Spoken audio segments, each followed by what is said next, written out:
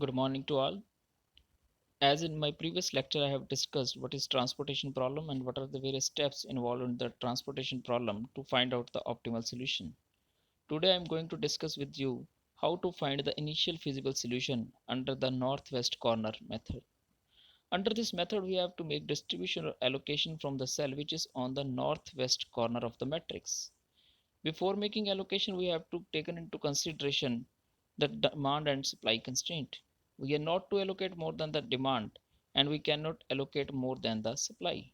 Secondly, we are not to shift to the second source until and unless the first source is fully exhausted. Similarly, we are not to shift to second destination until and unless the first demand of the first destination is fully satisfied.